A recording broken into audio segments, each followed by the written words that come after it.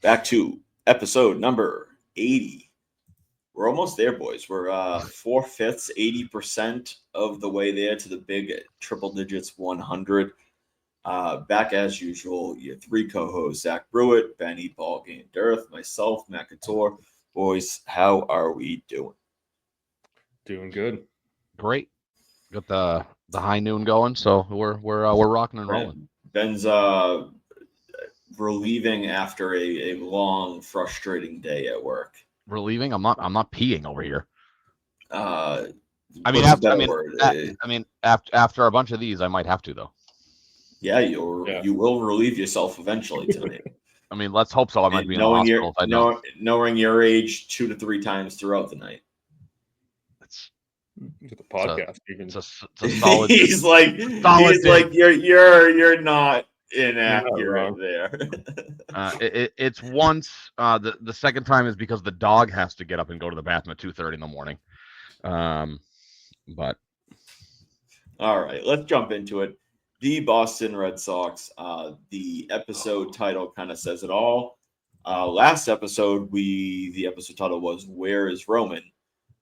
Today, the Roman Empire has arrived in Boston. The big three are finally up here together. We'll see if it is for the long term. But early on, obviously, it's only been 3 games and not terribly overwhelming. But what are your thoughts on the decision to bring up Roman Anthony and what you've seen from him so far? Long time coming. I mean, obviously, the big leagues is pretty solid difference than AAA. Roman Anthony was basically playing with a boat paddle, playing out in Worcester. I think he just has the one hit. It was an RBI double. Pretty good hit too. Ball was what, 2.5 balls off. I have no idea what Matt is doing right now. I'm wondering what that is or who that is. Is that Rafi? Yeah. What? Devers, nice. I finally got it. One from the game. How many old ladies? How many old ladies did you shove out of the way to get in the last spot in line to get that thing? No, I told you I bought it off eBay. That's right. The eBay one you bought. You bought in bulk, and then I got there at 6:15 and they didn't have any. I was pissed, so I bought one on eBay. Well, if you had taken your midday nap like us old people, you would have gotten the early bird special. But guess I need to get there at 5:15. Prune juice in hand. The RBI double looked pretty good. Ball moving off the plate. What was it? A couple of balls off. Good way to get rolling. Hopefully it's a sign of things to come. It's his only hit so far. Granted, it's only been 3 games, so still plenty of time. But yeah, I mean, it's exciting. It's a long time coming. It's kind of a bummer that it took a Willie or Abreu injury for them to finally get him up here. But we'll take it. We've been hammering away and banging the door down, calling for him to be here. I know we talked pre-season that there was a legitimate case to make that he could have made the opening day roster. I understood why they didn't. I just didn't think that we would be, call it 2.5 months later, talking about him being up for 3 games at this point in the season. But, he's here, excited to see, the things to come. And, hopefully it's not that, when Abreu comes back that they immediately send him back down. That would be pretty disappointing. So hopefully he's here to stay and they can figure out a way to make it work with everybody in the lineup, meaning the big 3. Yeah, I think along the same lines. He looks good. The double was definitely a good sign. Obviously, runners in scoring position, something that the Sox have had a hard time with all year. Pretty abysmal in that category. So for him to get a double, as you said, Ben, off the plate, I think it was a changeup as well. Like just overall good at bat for that one. Had a wicked comebacker. Just kind of bad luck, hit off the pitcher. I think the next at bat, the 110. Mute yourself, Zach. Sorry. So I don't know where I left off, but the comebacker from off of Shane Baz, the 111 off the bat, that kind of ended up in a ground ball. Hit off the guy's ass, basically. Yeah, basically. Yes. Exactly. So that was a good sign. Other at bats have been just kind of meh. I think there was a curveball over the plate that he just rolled over, but he'll get there. It feels like kind of just the first series jitters. And the outfield looked good. That sliding catch he made on a low, sinking line drive was a good catch. Good sign. I think he backhanded it too.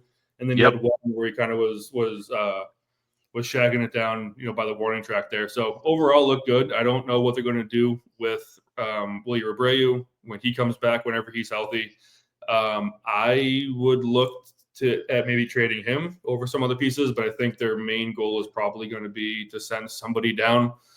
Christian Campbell, I know, has been talked about a bit just based on his struggles, but overall, Roman Anthony, positive signs, and look forward to him kind of getting his stride here and getting some of those jitters out and keeping it going.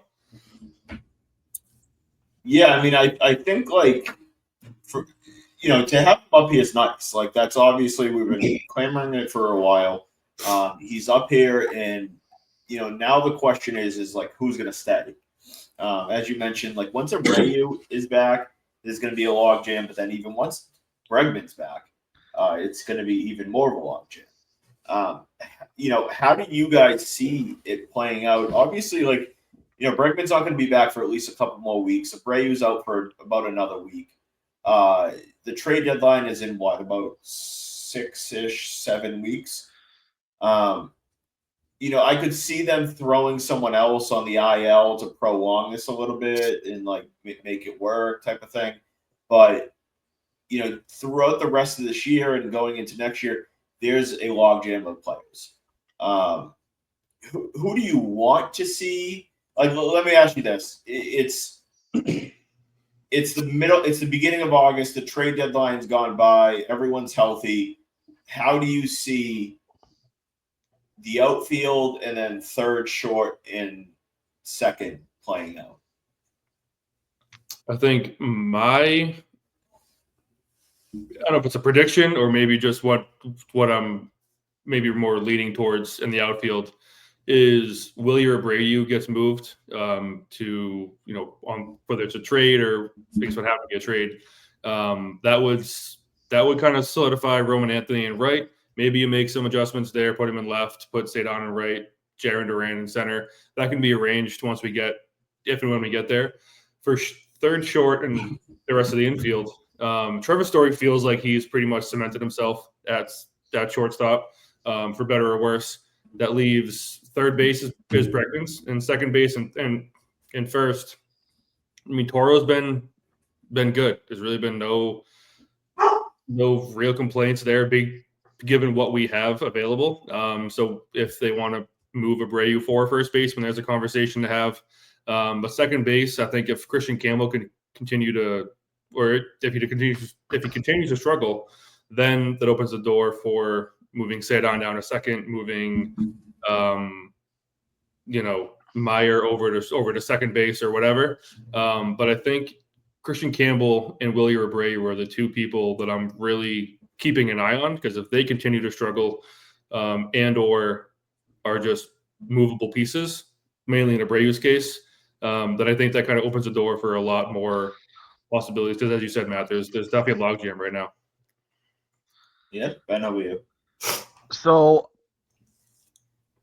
I think the disappointing reality would be that I think that Duran would be the odd guy out in this case. As much as I don't want that to be the case, that's kind of what I think is the most likely, given that he's healthy. I understand in this scenario you're saying everybody's healthy, but to me, all around, Duran, and there's probably no surprise, Duran's the better player. So I think that if you're dangling somebody out in a trade because you have a logjam on this roster, Duran's the guy that yields you the best return of guys that you're moving, right? Like, you're not moving Bregman, you're not moving Devers.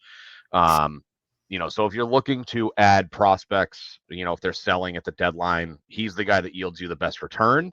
And that enables you to figure out, how you want to play your corner outfielders. I would imagine that Abreu would play right, and you'd probably have Anthony in left in that case. He had that great sliding catch. He didn't look like he was moving super great. I mean, I know he's not exactly what you call a burner. but I think it's Duran, unfortunately. The other part that I'm not sure how it plays out. I would say that second base is either Marcelo Mayer or Christian Campbell, whoever's hitting the ball better.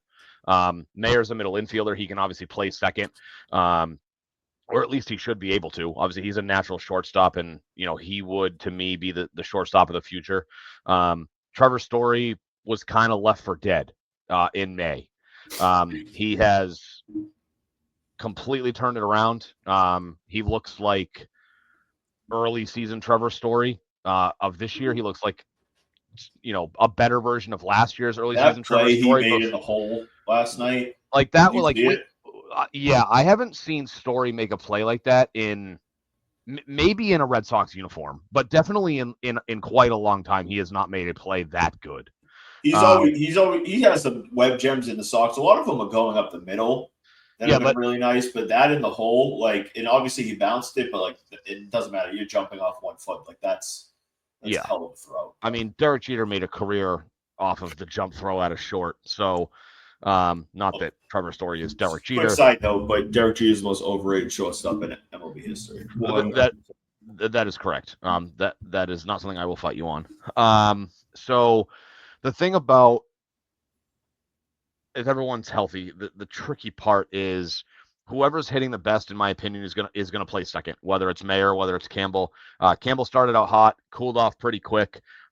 He's been inconsistent, but he's kind of he's not doing enough offensively or defensively for him to be cemented on the roster.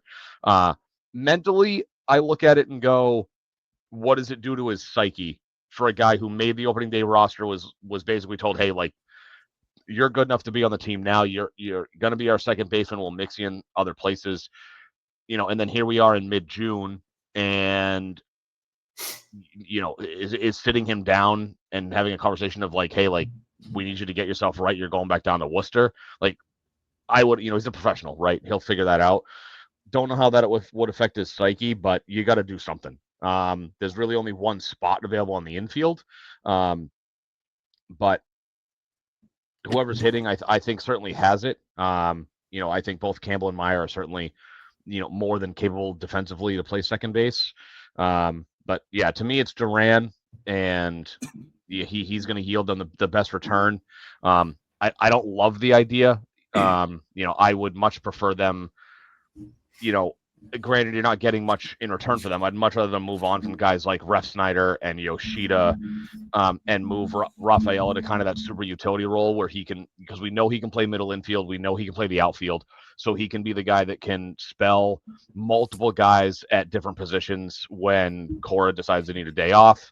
We also know that he loves to platoon the young guys. So there's plenty of flexibility there, and that way you put Duran in center. He was a Gold Glove finalist last year in center field, and you can put Roman Anthony in left. That to me is the best in terms of your offensive production, because you still have your spark plug at the top of the lineup.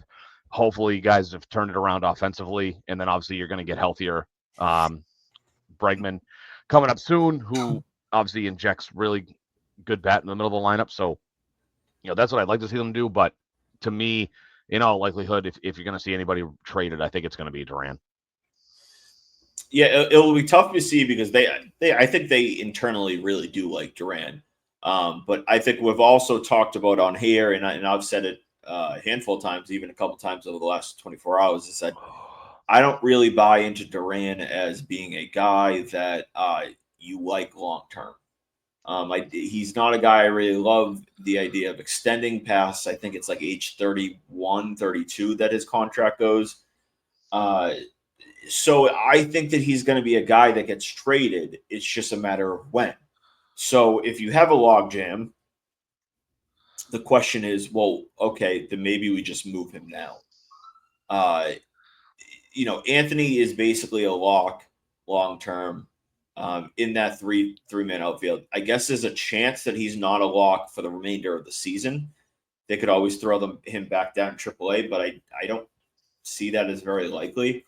In the short term, I think it's, like you said, if you're talking about putting the best lineup out there, I think that involves Anthony in left field, Duran in center field, Abreu in right field, and having Rafaela be the guy that can bat against lefties and play right field, right? Occasionally give Duran a day off. Obviously, you can occasionally give Anthony a day off too, because Anthony you're going to platoon too, right? So Russ Snyder can platoon Anthony. Rafael can platoon with Abreu if you really want. You can obviously mix Rafael in at center field. You can mix him in at second as well. And then in the infield, you got Bregman. As long as Story is playing relatively well and not just being hot garbage, I think he's safe at shortstop for the remainder of this year. And like you said, then it leaves Mayer and Campbell. And I think that Mayer at the moment has the inside track to get that position because he's not only, Campbell's been struggling, but Mayer's a lot more fluent as a defender. So you put Bregman, Story, and Mayer across the infield, that is a really good defensive infield, like a really good defensive infield. And like you said, Duran has struggled a little bit in left, but he historically has been pretty solid in center field. Last year, he had his best season defensively, and he was in center field a lot. So I would like to see that. Like that's the way I would go with it. No disrespect to Rafael, and I went back and forth with a few guys on social media today about it. It's not really a disrespect to him. I think he's a decent young player. He's got a good glove. He's a little errant with his arm, but he's got a really good glove, good speed. He's taken some minor steps as a hitter.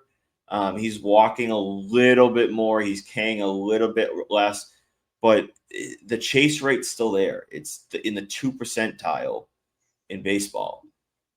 That's I think the kids say not good. I think it's the best way to describe it.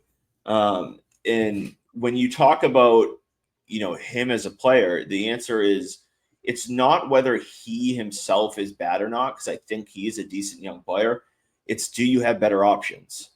And when we talk about players playing up to their potential, playing up to what we know them to currently be, Abreu, Duran are both better players than him.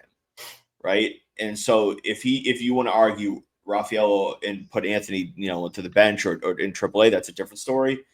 But I would say as a hitter, if, do you guys disagree? Like, as a hitter, do you like Rafael over like Abreu or Duran? I don't like him as a hitter over Duran. I like him as a glove. And I've said this on multiple podcasts. I think he, to me, is that JBJ type where like you expect him to be pretty bad at the plate. Different reasons for them being bad at the plate, but elite defenders in center field. I think going back to the Abreu thing, I think there's nothing that necessarily he does like that's game changing, so to speak. And that might sound weird because of baseball savant stuff, but like look at the guy like Duran, blazing speed. Obviously, he's your leadoff guy, can turn any single to a double to a triple, etc.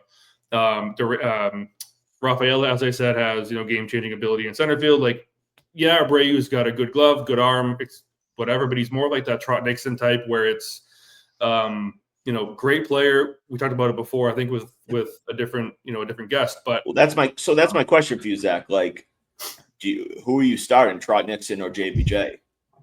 Trot Nixon. Like the answer has to be Trot Nixon. Like, I have a lot of respect for Rafael, and I think he could be a little bit of a better bat than JBJ. But like I said, it's not whether like he's good or not.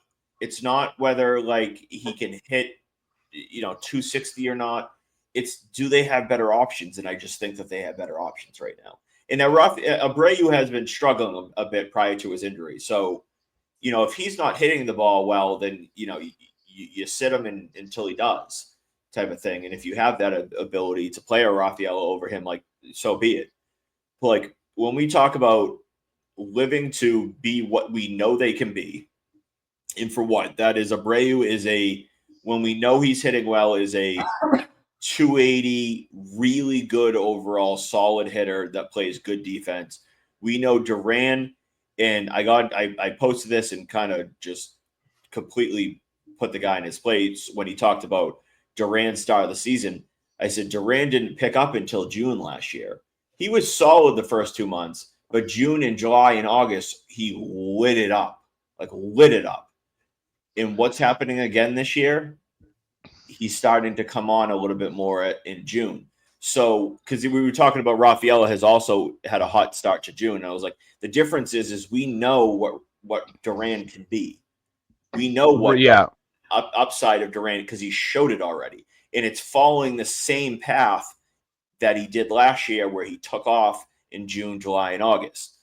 Rafaela, for as much as he's had a really hot June, we don't know that this is ever going to be him permanently. Like, is this him taking a big step and becoming a more well-rounded player?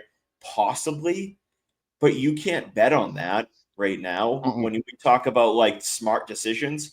So, I don't want to keep beating the same drum, but it's like he's just not at this moment the best, or even the second best of the three, in my opinion. Yeah. So the thing for me is, and I'm just going to kind of go back. You talked about the dynamic of how you figure out the roster. If you went the route of you slide Duran to center, you put Anthony in left, Abreu in right, is if that's the path you take, somebody has to be the odd guy out, right? Which means you're trading Rafaela, or you have to trade some combination of Rafaela, Yoshida, Ref Snyder. Like, you can't have all three of those guys on the bench, because obviously Yoshida can only DH at this point. So you have to make some concessions and move some of those guys. But like, to me, and this is a loose comparison, but think back to JBJ. So JBJ was good. He would have stretches of 4, 5, 6 weeks maybe where people would be like, wow, he's tearing the cover off the ball. And then whether it was early season, mid-season, late season, didn't matter. Any other time other than that 4 to 6 week stretch, he was garbage. Couldn't find his way out of a paper bag if he tried to. And I hope that Rafael is not following down the same path. But that was the issue with JBJ, is you were like, okay, like, defense is elite, Gold Glove caliber guy, and you're going to get 4 to 6 weeks out of him where he's just absolutely killing it. But then the rest of it was 29 game hit streak. Yeah. And then we're like, oh my God, like, is JBJ like turning the corner as a hitter? And then like and didn't it span, like, he had like 15 to 20 games at the end of one season, and then it carried over to the beginning of the next season, and then people were like, not sure exactly. I think it spanned like the end of one season into the next, and then John Farrell moved him up to like the 4 spot, and everyone's like, "What are you doing?" Yeah. And then, I hope this is the new Rafael. Like, the last 10 games was seen in June, Rays or something like that. They 8th inning, down by 1 run, goes up there, swings at a slider away, like way away. First pitch. Second pitch, it's like a fastball in, swings out it right, like way in, swings at it right away, fouls off the next pitch, and then strikes out on the fourth pitch. And it's like, you need to have a level, not only in that moment, right? You're in the 8th inning, like, we need to be smart up at the plate. We're not dicking around. And he just lacks a severe level of discipline that when you do that, and Ben, I know you obviously coach baseball too, so you can vouch for this to the stars. For a play, no matter like how far you can hit a ball, how fast you are, if you lack plate discipline, if you lack smarts at the plate, you are never going to be a consistent player, ever. No, you're never going to have consistency in terms of like getting on base and hitting for a good average. Right, and it plays into it where, like, the mental aspect of that, right? Like, if you're a pitcher and you've got guys on, and that you have a guy who lacks the discipline to not chase balls out of the zone. Like, obviously you can give a guy a pass if you've got like wipeout off speed stuff, breaking ball, change up, whatever. And it's like, if you can, if you start a ball in the zone and it ends up, a couple of balls off the plate one way or the other, and a guy chases, well, that's just a damn good pitch. But with a guy like Rafaela, you don't even have to start it in the zone to get him to chase. Like he's a guy that would swing at a slider or a changeup that's off the plate by a couple of balls, and it's never in the zone. It's off the plate from the get-go, and it never enters the strike zone. So that's something that's going to cause inconsistencies with his ability to be. And I'm not even saying like a great hitter, right? Like I know we had touched on him as like, what is his feeling as a prospect? And we kind of talked about if he really hit his full potential, he kind of felt like as far as an offensive production standpoint, that he kind of, at least to me, felt like a little bit like a Dustin Pedroia, where you'd get mid-teens for home runs. Maybe he would sniff 20, give you a decent amount of stolen bases, really, really good defense. He was never going to be a guy that would be great at the plate. But if he can't rein it in and not have one of the worst chase rates in baseball, he's never going to get there. So there's too many peaks and valleys with him, in my opinion. So, that's why I like him as that utility role where, instead of having David Hamilton on the bench as your middle infielder utility guy, Rafaela my can go least play. favorite player on the planet right now. Like, It's nothing to do with him. Like he's probably a really nice dude. But like he should not be on the roster. No. And maybe he can go. Maybe he can go play for the Pirates, or the Brewers. Like a team like that could use a guy like David Hamilton. But and again, nothing against David Hamilton, but that's why I like Rafael as a guy who can give Story a day off every once in a while. He can give Campbell or Meyer second base a day off every once in a while. He can give somebody in the outfield a day off every once in a while, and then if he can still be playing 3 to 4 days a week. Well, with the way that Cora manages the lineup, he would be playing 3 games a week in some capacity. Exactly. So, like I said, he could platoon with Abreu in right field. Ref Snyder could platoon with Roman Anthony in left field. He can occasionally play some center. I don't even want him to platoon, because at this point, if the guys are gonna develop, and it's funny. So I was listening to Section 10 on my way into work this morning. Well, I don't like the platooning, but I'm just talking about the reality of what Cora is doing. Well, and I think the other part of it too, and this goes back to my other point about if Rafael is being moved out of the everyday lineup, it probably means that somebody like a Ref Snyder is not on the roster anymore, because you're not going to carry 2 platoon outfielders on the bench. Like that's just, teams are not going to do that. But if Ref Snyder is a guy that can play utility and play the infield too, they could make that work. Sure, but in a vacuum, who would you rather have as your infield outfield combo utility guy, Rafael or Ref Snyder? Well, Ref Snyder is not the infield. Well, I understand that. You would go into the bench with, you need Romy, a catcher, Rafaela, and Ref Snyder. Like that would be your bench. Yeah, well, yeah, because I mean, you could get rid of Hamilton theoretically, but anyway, my my point is, if he's the guy that can be your super utility guy, then you're putting the offense in the best position to succeed, in my opinion. And the whole platoon thing, if you're going to let these guys develop, I don't love the idea that you have Marcelo Mayer and potentially Roman Anthony not hitting against lefties. If you're trying to develop these players, I firmly agree there. They have to hit, and I'm not saying every day. Like if you've got a guy and I know that they hit him around pretty well the other day, but if you look at his numbers, like Carlos Rodon is having a career year numbers wise. So really good lefty, good velo on the fastball, good slider with a tricky arm slot. So like if you're going to have a guy like Roman Anthony try to develop, he should be hitting against the Carlos Rodons, the Chris Sales, the Tariq Skubals. Like he should be hitting against those guys, because if Roman Anthony, they're going to think the opposite. They're going to think like if they're going to play a lefty, they'd rather it be a shittier lefty. No, I know that, but eventually, if these guys are supposed to be the future cornerstones of the team, how can you be a future cornerstone of the team if you're not hitting against every starting pitcher? Four out of every 5. Pretty well in AAA. Yeah, and I'm not saying it's not like a lefty thing. I know Cora has this weird thing about like he platoons rookie players, which I don't understand. It's like if you're gonna platoon the rookie player, especially in this circumstance, right? Like if the Red Sox were fully healthy, I'd be a little bit more in favor of the whole platoon thing, because you have so many you have so many top level bats and bodies that are healthy.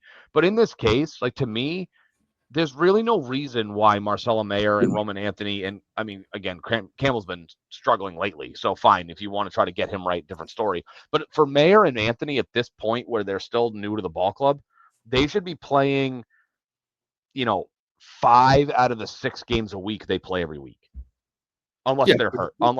Well, developmental year, then let the kids play and let them develop. I don't understand. It's like a backwards way of thinking that Cora has. I mean, I get it. Yeah. Trying to protect them, but it worked when it was 2018, 2021 when you had more veterans, but now that we're a young team and, young in terms of maybe under not as, they see as much game time and not as much young in terms of age.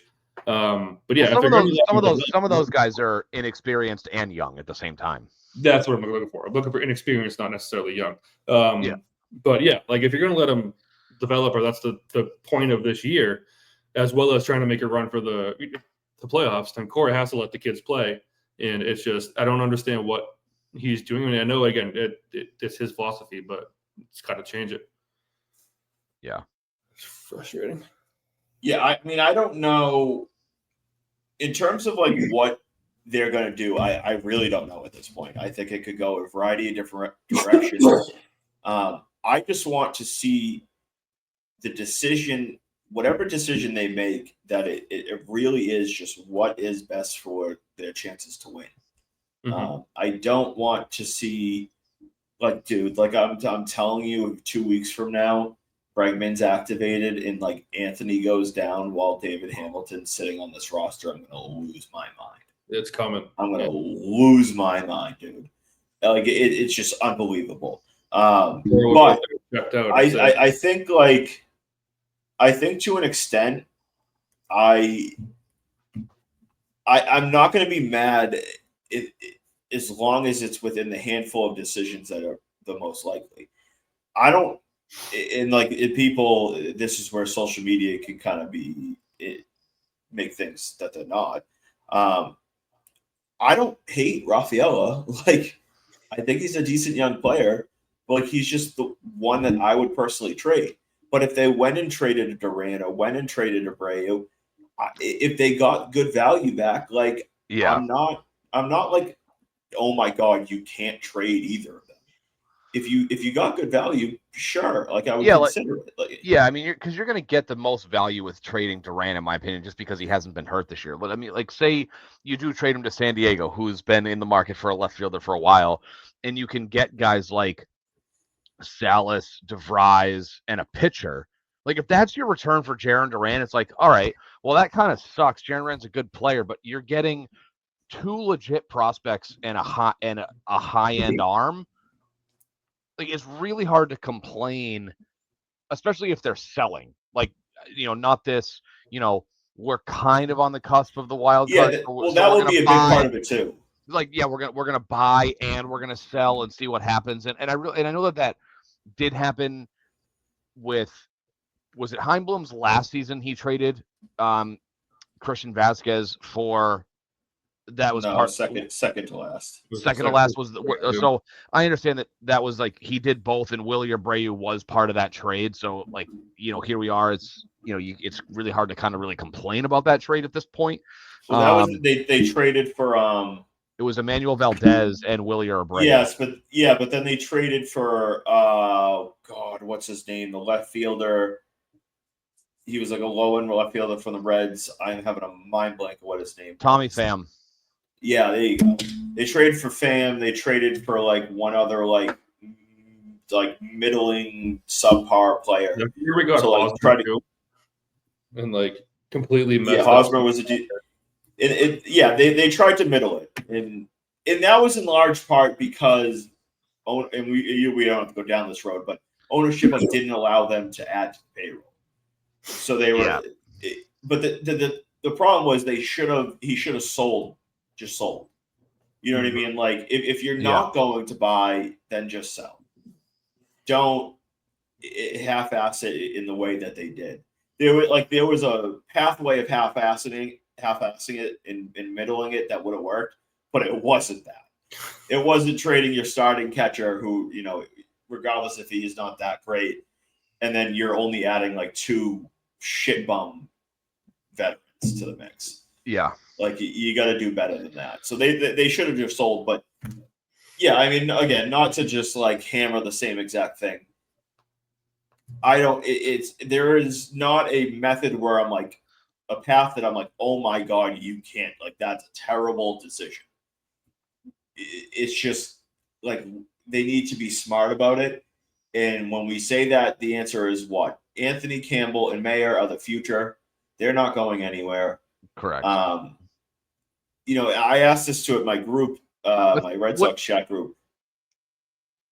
Yeah, but I was gonna say within reason, but yes. Yeah, my question was, you know, what if the Phillies come and want Jarren Duran, which has been like kind of rumored a little bit? What would you need from the Phillies if they were also willing to take on Story's contract? And Well, they have. Well, wait a minute. Wait a minute. They have Trey Turner. Why would they take on Trevor Story? Well, to get Jarren Duran, but they could also put Story at maybe third or second. Okay. Let's see. I'm bringing up their top prospects as we speak. So, like, if you said like, and again, this is like part of the deal where it's like, all right, well, if you want Jarren Duran, like we want you to take on Story's deal. Yeah. Kind of like it's kind of similar to the David Price Mookie Betts situation where it's like the Dodgers did not really want David Price. The Red Sox just wanted to unload him and get rid of some of his money, and so the Dodgers just took it on. This would be a difficult deal to do mid-season, but you know, just Duran, you're looking at a good return. If you add Story, would you rather just trade Duran, get the best return possible, or do you find the value in like taking a lesser return but dumping that and getting out from underneath the remainder of that salary? I guess, and this is the politician's answer in me. It would really depend on what's the offer for Duran straight up compared to the offer if we're dumping Trevor. Like, how much less of a return are we taking? I'm sorry, how much less return are we getting from Philly if they're taking Trevor Story and his partial contract? I mean, for a guy, depending on what they're adding in, I mean, obviously you got to shoot for the moon. Like if I'm offering up Jarren Duran, I'd probably want to be like, I want Andrew Painter back for Jarren. So would you do that straight up? Duran for Painter? Story in Duran for Painter? Well, obviously, but there's no way you're getting Andrew Painter if you're offering Jarren Duran and they have to take on Trevor Story in his contract. Like if I'm the Phillies, what about half a Story's deal? The Phillies should fire their GM if they do that. There's no way the Red Sox are dumping Trevor Story with Duran and getting Andrew Painter. You're not getting Andrew Painter if they have to assume Trevor Story. And I would say what would you want if it's just Duran? At least Andrew Painter. Yeah. Probably more, right? But at the same time, not much more, because the issue is, like, I understand that pitchers are more volatile from a prospect standpoint. Pitching prospects are more volatile than hitting prospects. There's way more of them that don't pan out as prospects than there are hitters. The only other guy, like, I'm looking at their prospects, and I'm not going to pretend to be an expert. The only other guy on their prospect list that really sticks out as a guy who, like, has recognition is Aiden Miller, who's their shortstop prospect and probably up with the team next year, depending on what happens with Trey Turner or maybe Aiden Miller. Yeah, Ben, just what we need is another shortstop. You idiot. So, no. What I'm not saying you. I'm not asking for. I know. I'm not asking for. I'm just saying I don't know anybody else in that system other than Aiden, besides Andrew Painter. Aiden Miller is the only name that really sticks out. I mean, they have Mick Abel, but he's basically been in their system for what feels like 100 years at this point. He was their number 1 overall pick. Again, it feels like forever, like a while ago. But like, that's kind of what I'm looking for in terms of like a Jarren Duran deal. Yeah, I mean, if they're in win now mode, Dombrowski's always in win now mode. He's, we know how open he is to trading prospects and getting, real names in his system and in his team. So it wouldn't be off the table to even, start with the Story contract and say, hey, give us Painter too. So just I think I would want more than Painter if that was just the only return. Because Painter has good upside, but at the end of the day, Durant is a proven really good young player. Yeah. I think there would be a line of in terms of the contract and stuff. I could see a Story, half of Story's contract. If they could get Story for, what is, I think 12 a year.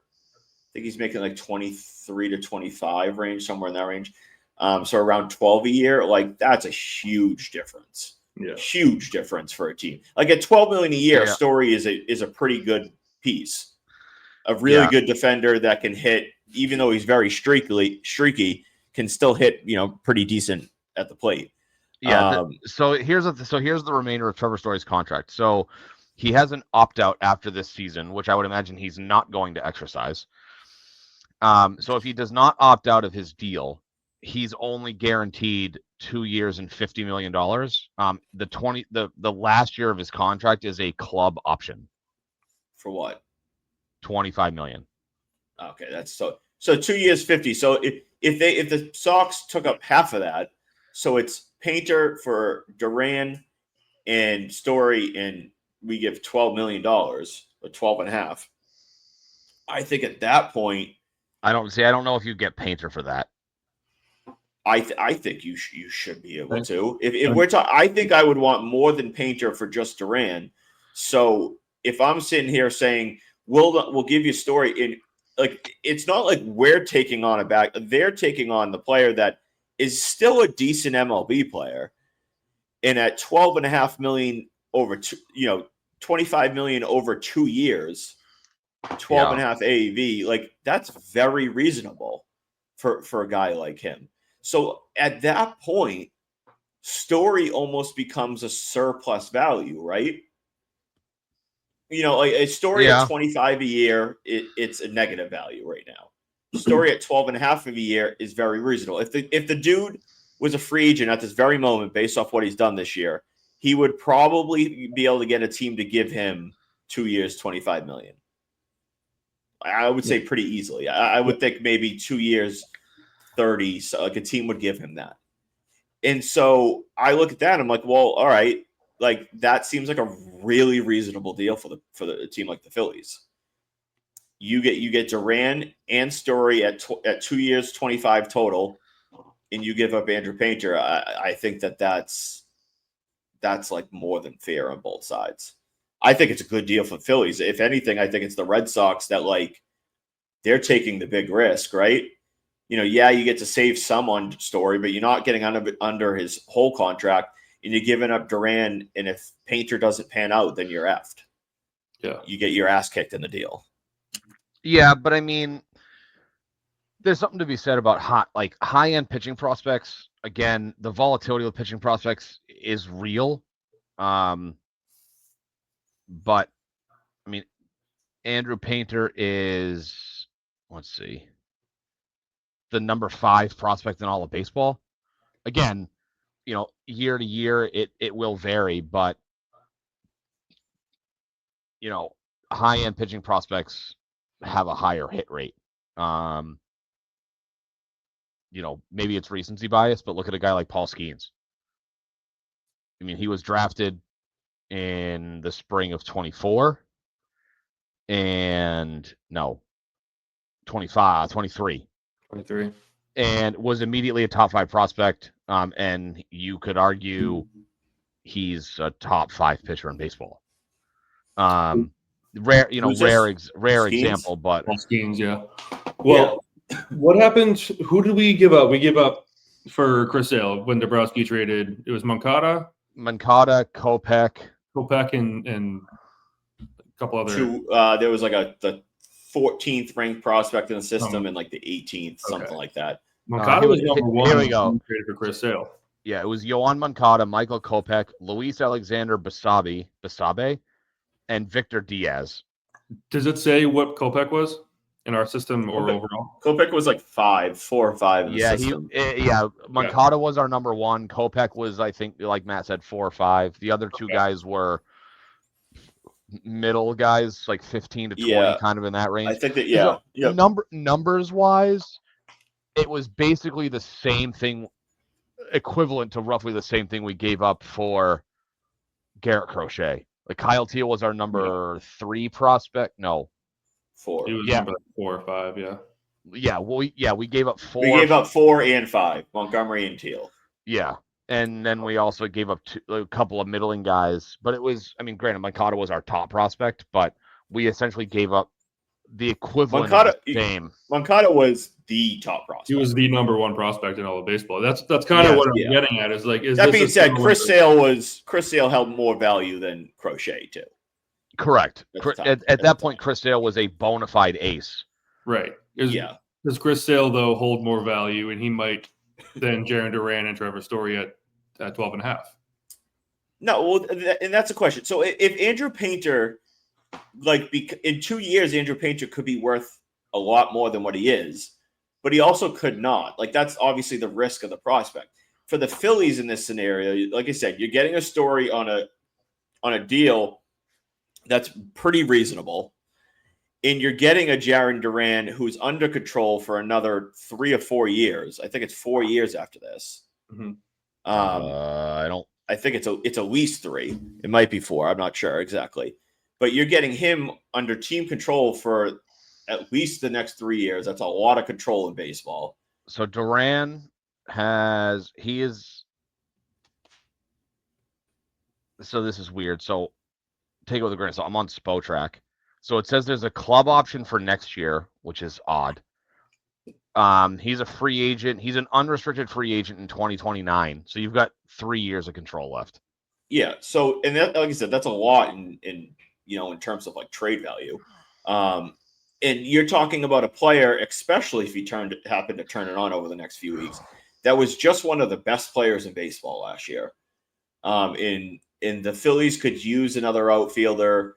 They could plug him into the top of the lineup if they wanted to. And that would be a phenomenal piece to add to try to go win a World Series or 2 over the next couple of years. Yeah. And when you talk about what it costs to give up and get these guys, it's not cheap. It's not cheap, especially at the deadline. Remember Chapman got traded from the Cubs to the Yankees, and they gave up who was that shortstop that got in trouble a couple years ago? No, not Gleyber Torres. I forget who he was, but he was the Yankees top 1 or 2 prospects. So the Yankees got Gleyber Torres, Billy McKinney, Adam Warren, and Rashad Crawford. No. The Cubs traded Chapman from the Cubs to the Yankees. Yeah. In the Cubs. For Gleyber Torres, Billy McKinney, Adam Warren, and Rashad Crawford in July of 2016. That's Torres went to the Yankees. I understand that. Someone went to the Cubs. There was a shortstop that went to the Cubs. It might have not been I think it was the Chapman deal. Then it must not have been the Chapman deal. No, Chapman re-signed as a free agent back with the Yankees after he got traded. 2020 Cubs lineup. I forget his name. He got in trouble. He had a domestic violence issue. Addison Russell? Yes. Okay. I think. He got in trouble. I don't know who he got traded. I thought he came up with. Addison Russell. I thought he came up with everybody else. No, he was on the Athletics. That's what it was. Yeah, I was gonna say Addison Russell. What was his trade? Was an A's prospect. What was the trade that he got put into? Addison Russell was traded from the A's to the Cubs. Jason Hamill and Jeff Samardzija. Yeah, okay. That was my mistake. Yeah. So, I mean, regardless, I remember Chapman went for a really steep price at the deadline, and he was a reliever. He was a good reliever, but he was a reliever that had that was a free agent after the end of the year. And then, it was the year the Yankees traded him away. and then they got him back the next That's year. the I think Gleyber it Torres. was. Yeah, they traded him for We're Gleyber talking Torres. about. They traded him for Gleyber Torres. And Yeah. And he was a free agent at the end of the year, and then he went back to New York after he won. Yeah. with the Cubs. You're right. And And Torres, then I think even at the time was like a top prospect, right? Yeah. But then even last year, Chapman goes from Kansas City to Texas, or 2 years ago, from KC to Texas, and goes for Cole Reagans. And now he's their number 1 starter. Like, Yeah, to he's your there. point, they do go for a high premium at the deadline. So I wouldn't put it past. And I mean, Dombrowski and so adding story to that type of deal at that point will be, difficult to configure. But like, even just when we talk about Duran for a guy like Painter, like the price for a player like Duran mid-season should be very high. Yeah. Very high. You should be at least one top prospect. Yeah. Into the mix. And so they shouldn't be, Andrew Painter should be well within reason. I'm trying to find Gleyber Torres on the Cubs prospect list. Maybe I'm just missing it. Oh, right, yeah. So 2016, he was the number 1 prospect on the Cubs. Yep. And he got traded. He got traded in the deal for Chapman. I'm trying to see. Looking at some of the names here is pretty funny. Devers was the 17th. So he's a 28th ranked prospect. So it was him and multiple others for Chapman. And so when you talk about Duran, who should hold notably more value than Chapman did at that point, because not only is he still also a really good player, but he has 3 more years. He has 3 more years of control, Ben. Elite pitchers cost way more than when it's 3 an expiring contract for us 3 years of control. No way. Wildly disagree with you. High-end pitching will always, forever, in perpetuity, until baseball is no longer go for more. Yes, will absolutely yield you more return. I guarantee you, the best closer in baseball on an expiring contract will get you more in a deal than Jarren Duran with 3 years of control 100 times out of 100. No I think way. you're discrediting Dombrowski's desire for a World Series after he got there in 2022, missed it, and he loves to trade prospects for win now. If Duran was an expiring contract or had 1 year, maybe I would agree. But Jarren 3 years of control, but he's not that good of a hitter compared to a high-end pitcher. I mean, first of all, you're also talking about a closer. A closer on an expiring contract yielded you a number 1 prospect and multiple other prospects. If you're talking about high-end major league pitching and win now, then always 100 times out of 100 will get you a bigger return than Jarren Duran with 3 years of control. I don't think so. Not with 3 years, man. It's way too much of control. I'm trying to see who the closers that are going to be this year on the market. Oh, that's 2020. I need to put 2026 in. Closers that'll be available on the market. Edwin Diaz. But he's probably not getting traded. Ryan Presley. He's not. I don't know what his. I don't know. Same. I don't know what his number is. I mean, okay, Aroldis Chapman right now. A Aroldis Chapman at this point. I know he's older, but it's still 1 year of control. It was 1 year of control. I don't see how Aroldis Chapman goes for more than Jarren Duran. Well, that's because Aroldis Chapman is 9 years older than he was when he was last traded for the top prospect in baseball. Expiring contract. Not when he's 40. He's not 40. He's 37. Oh, okay. Would you have He's been dominant. Cole Reagans? Yeah, but you're talking Cole Reagans would have been the return for Chapman 2 years ago. Who? Cole Reagans when he was traded from KC or from Texas to Kansas City, Chapman deal when the Rangers won the World Series. Biggest closing pitcher trades. That is wildly misspelled, but I'm hoping that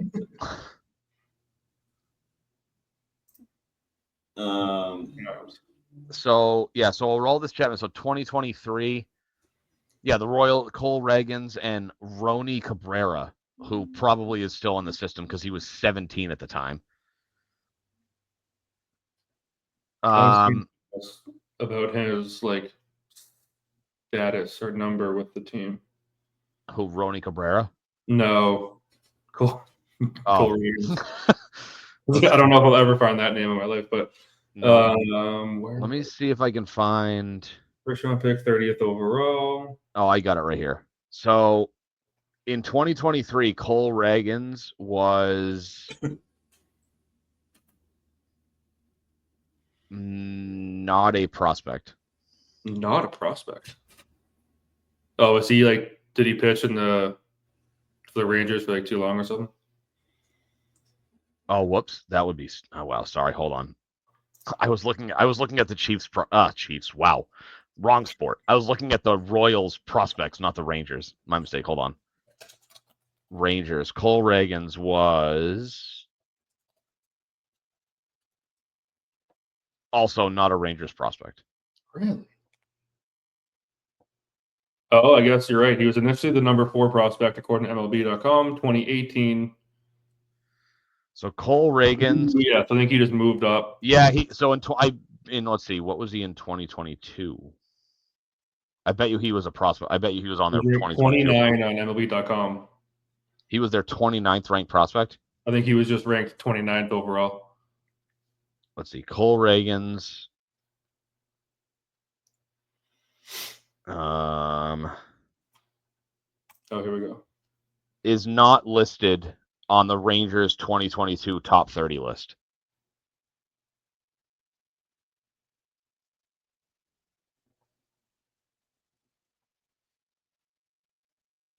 What are you on? This one, August 2022. I'm on MLB.com, MLB prospect rankings. I went back to 2022 top 30 by team, and he's not on the Rangers top 30 list.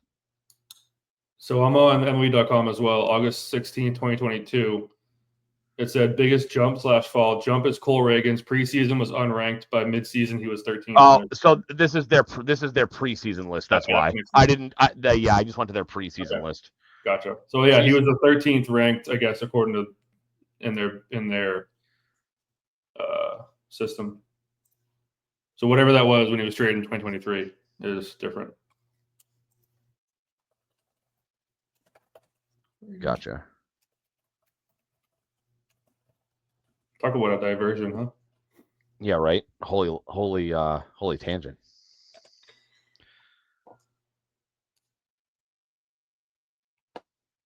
But okay. So in 2023, he was Texas Rangers number 19 prospect. I'm assuming that's what he was when they traded him.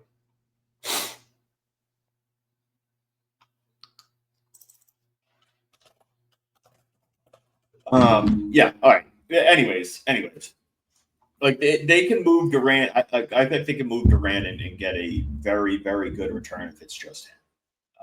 A guy that shows that upside with that years of control, that should be, that should be a very hot commodity. And a guy like Andrew Painter,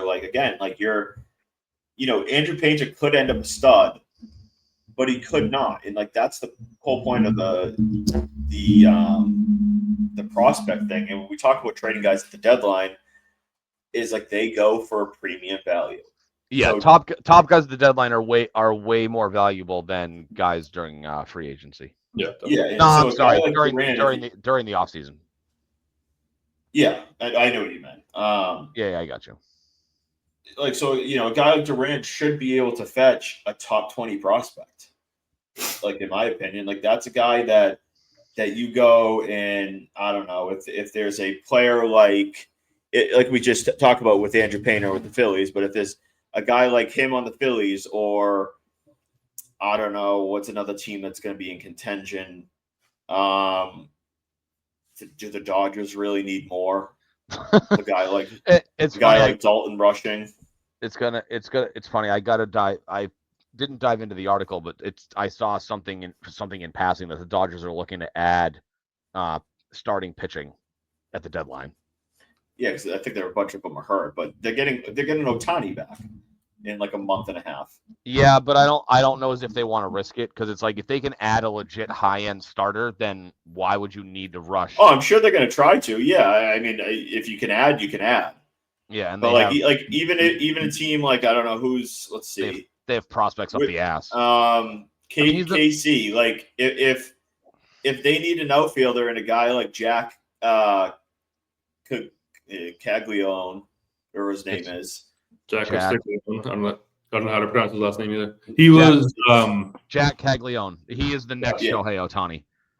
I don't know if that would be enough. Like that might be. I don't know too much about him. I mean, Jack Caglione was a first-round pick last year and had a meteoric rise to the system. Like you're not. I don't think you're getting Jack Caglione for Jarren Duran. They just called him up too. I think he was like compared to. I mean, you just said you would want at least Painter, and Painter's ranked higher than him. I mean, but I'm not saying that I wouldn't ask for Jack Caglione, but if I'm the Royals, I'm not trading Jack Caglione for Jarren Duran. I mean, I guess that's fair.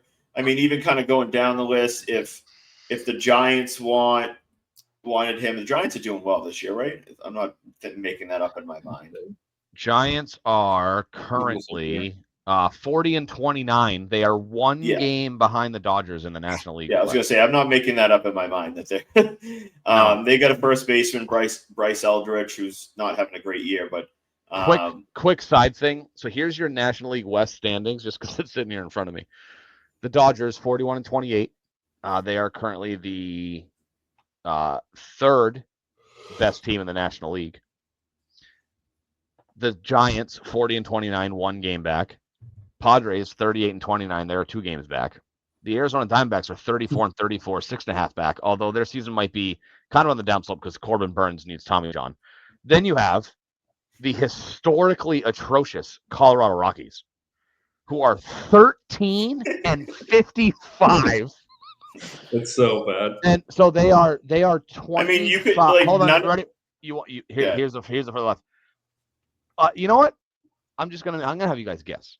So they're 27.5 games out of the division. How many games back of the wild card do you think they are? Without looking. Oh God. 25. They are 25.5 games out of a wild card spot. Everybody else in that division could not win another game this year, and I think that's still coming last. I mean, that's mathematically not correct because if the Colorado Rockies won the rest of their games, they'd be 112-55. No, I'm saying let the Rockies play their schedule. Oh, I mean, you're talking about it. I mean, I guess because they'd have a bunch of matchups straight to them. Yeah, I got you. The division, but you get what I'm saying. Like, yeah, but to put it in perspective, the Diamondbacks are 4.5 games out of a wild card spot. They're 4.5 games back of the National League, having 4 out of 5 teams make the playoffs. And then you have the Rockies, who have won 13 games as of June 12th. Okay, so I just pulled it up. So Phillies, the Cubs, the team. Matt, what was Zach? What'd you say? So are they worse off this year than the White Sox were last year? Oh, let's see. Today's June 12th. Let me go back to. Oh man. Oh, hold on. I gotta do it over here. 2024. So on June 12th, 2024, yes, the Chicago White Sox on June 12th, 2024 were 17-52. We're going to win his back-to-back historically bad. Ben, what do you know about Cade Horton? Anything? His name. All right. So he's a starting pitcher for the Cubs. He's 30 innings into his MLB career, but he's a 32nd ranked prospect right now in MLB prospects. If the Cubs are again a team looking like they want to compete, they're the first place in the division. That's a scenario that could line up, right? It's true. You know, he's right there like that. That's in the range that could work. Maybe you get a guy like Cade Horton and another guy, another prospect or two to add to the mix. Just looking at their line. Yeah, I mean, you could go a Cade Horton and a Moses Ballesteros, who is a 21-year-old catching prospect, because we know the Sox. He's also just barely made it. Oh, he's 21. That dude is a big dude. Holy crap! He looks like Bartolo Colon. Oh, geez. Does he look good ever since he wrote the 10 Commandments? Yeah, literally. I don't even know it's Moises, but the E has the Moises accent sign. Moises. It has the ch over the I. Like Moises. Yeah. No, over the E. Oh, is it a squiggly or a ch? Like, is it a dash or a squiggly? I think we all know what that looks like. It's a dash. Is it a dash or a ch? Is a ch over the E? Does it? Yeah. It's a ch. That's what's called. It's a ch over the E. Is But no, like a guy like him and Hit Horton or I'm not even gonna pretend to know some of these guys. No. A Brandon Birdsell is another pitching prospect. It's a much easier name to pronounce. Yeah, and Birdsell, that's a pretty sweet name. It is. 2022 5th round pick. But anyways, we can kind of wrap it up all over here. That the Red Sox are going to have a lot of decisions to make. Expect as soon as really like in 2 or 3 weeks. It will be interesting to see how it plays. My guess is they try to prolong the situation at least to the deadline, but possibly even longer, especially if they're in contention. But big picture, they have a logjam here, and we knew it was coming. We saw it coming for like 2 years now, right? I mean, it was always going to be like, what are we going to do when Mayer and them are up here? And then it turned into, oh, well, we got Kyle Teal too, and then now we got Roman Anthony. Oh, now we got Christian Campbell. Hashtag Hein Bloom. But I knew I'd get a smirk out of both of you on that one. I mean, to be fair, any one of us could have drafted Marcelo Mayer 4th overall. Yeah. Oh, we say that. Then why didn't the other teams before him? Because he was hurt. Don't give me that. I mean, he was hurt. He had a shoulder injury. All right. So then, but the Red Sox. I mean, but he felt like, him at that point. He's the best available. Yeah, I'll say that, but then I'll also be like, yeah, you stole Roman Anthony in the 2nd round. And Christian Campbell. Hashtag pride of the Yellow Jackets. And you got an abysmal return for hashtag Campbell Soup. Hashtag the Roman Empire. Hashtag the Holy Roman Empire. And you should have traded away Hein Bloom. Hashtag you should have traded away everybody else in 2022, JD Martinez especially, and everybody else. But they should have. Yeah, go ahead. I mean, they should have dumped JD that year. They probably should have even dumped Bogey the year he left. Bogey, Chris Sale, there's a list for every good move he made is a bad move too. Hey, shh. We don't talk about that here. I focus on the negatives. You know we do. We don't talk negatively about Hein Bloom on this podcast. This is a Hein Bloom loving podcast. Like Uncle Phil. Nope. I didn't say we. I just said this podcast. Save that for another day. Hein Bloom loving podcast. Anyways, all right. That's going to wrap it up for this week. I was going to do a game with you guys this week, but we kind of went over time rambling about Jared Duran's trade value.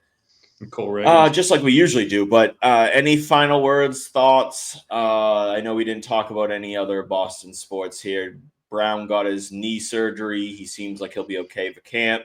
They're going to probably trade out Holiday, Porzingis. We can get into that probably next week because that's going to start soon. The NBA offseason starts directly after, the championship. And then training camp, we talked about the pink stuff with Diggs last week. Not anything changed. We got about a 5-week dead spot. So what we'll probably do, I think we'll do next week for sure. Maybe one more week after that. We'll see. And then we'll be on our summer break for at least a couple-week hiatus. But then we'll need to get right back into it for the middle of July because that's when the MLB trade deadline is going to be coming up. Yep. So any final words, thoughts, prayers? Bruins hired thoughts on the riots in LA. Who is You went. RTB late night. Yeah. RTB after dark, showing up before. Would you be interested in seeing RTB After Dark, where it is Here's our new political show? Yeah. No. Republicans that ball. RTB. The hat will be on backwards for that episode, because that will show that I am the baller. And we'll talk all politics if you want, and you can all bitch and moan, and we can go at it. So, anyways, final words. Go ahead. Bruins hired the new coach, Marco Sturm. I don't know that he moves the needle, but we'll see what happens in the offseason. Big, as you said, big Celtics offseason coming up.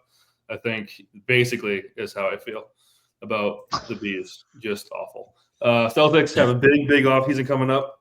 Exciting, much more exciting than the Bruins. So we'll see what happens. Rafael Devers popping up. No, I mean I'd love to see the Sox keep it going. 2 out of 3 against the first place New York Yankees. 2 out of 3 versus the third place Tampa Bay Rays. Didn't they win the series against the Braves too, or am I missing that? I don't know. I know that the Yankees and Rays were back to back, so that's why I was feeling kind of good. But hopefully not, because I was Rafael Devers doesn't even have a mustache. That's terrible. But Matt's on another planet right now. No, that's it. Oh, Red Sox won the Braves series too. Okay. So they're rolling. That was What are your thoughts? RTB After Dark. All right, yeah. I forgot about the Sturm news. I mean, we'll see. I'm not gonna make too much judgment. I'm not gonna be a Felger and pretend that I have a comment and just make up a negative take on that. He's got we'll comments. see how it plays out. But all right. Yeah, that will do it for this week. Like I said, we'll be back at least one more week before our summer break. Ben, I hope you have another high noon. Figure it out. I'm being dragged. I'm being dragged to Mexican food, so I'm going out after this. Jeez, who's watching the children? Nothing. It's the wife was like, "Hey, come meet me for Mexican food." I was like, "Okay, yes, I'll be there." Oh, look at you. Look at you. All right. And then Zach, what's on the agenda over the next week? Anything special? Wife's away for the weekend, so I have the house to myself. Where the laptop at? Oh, we're throwing a rager at the Brewitt residence, boys. Brewitt residence, come on through. Somerville. Rager at the Brewitt residence. My wife goes away tonight. The second week of July. Where the laptop at? Where the laptop at? All right, we're Raise the Banner. Later, Thanks guys. for listening. Goodbye, and go Boston Sports. Go Boston, baby.